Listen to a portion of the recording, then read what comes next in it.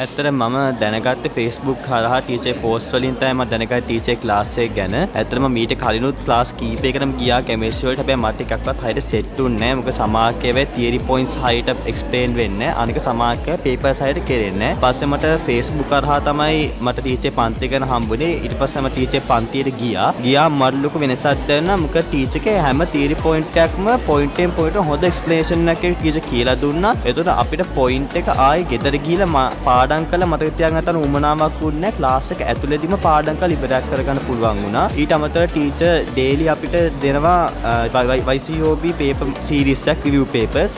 ඒතර ඒවෙන් අපිට පරණ පාඩම් කොටස් ඔක්කොම රිවිව් කරගෙන ඒවා ආයෙ ඔලුවට දාගන්න හැකියාව තියෙනවා. ඊට පස්සේ ටීචර් හැම සතියෙම අපිට පේපරයක් ලියවන පේපර් ක්ලාස් එක කැෆේ පේපර්ස් කියලා. ඒතර ඒ වයින් අපි දැන්ට උගන්වපු තියරි කොටස් වලින් අපි කොච්චර perform කරනවද, අපි කොච්චර මාර්ක්ස් ගන්නවද, අපිට improve වෙන්න ඕන තැන්, අපිට වැරදිච්ච තැන් ඔක්කොම අපිට අඳුර ගන්න පුළුවන්. ඊට අමතරව ටීචර් වෙනම Telegram group එකක් කරහා RDS කියලා අපිට වෙන ප්‍රශ්න වගේක් දෙනවා. ඒක හරහාත් අපිට ගොඩක් අපිට මේ කෙමිස්ට්‍රි ගැන බය වෙන්න දෙයක් නැතුව අපිට කෙමිස්ට්‍රි ගොඩක් ඉක්මනට හොඳට කරගන්න පුළුවන් වාතාවරණයක් ටීචර් හදලා දීලා තියෙනවා.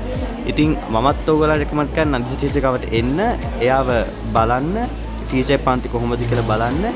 බලලා ඔයාටත් මේක ලොකු එක්ස්පීරියන්ස් එකක්. මේ කෙමිස්ට්‍රි හොඳට කරගන්නවා කියනකොට කෙමිස්ට්‍රි වලින් බර අඩු කරගන්නවා කියනකොට අනිත් සබ්ජෙක්ට් වල ලොකු කන්සන්ට්‍රේෂන් එකක් දෙන්න පුළුවන්. ඒ නිසා නදීෂත් ෆර්නෑන්ඩෝස් ක්ලාස් එක ආදරෙන් කෙමිස්ට්‍රි මේක තමයි කෙමිස්ට්‍රි ක්ලාස් එක. thank you.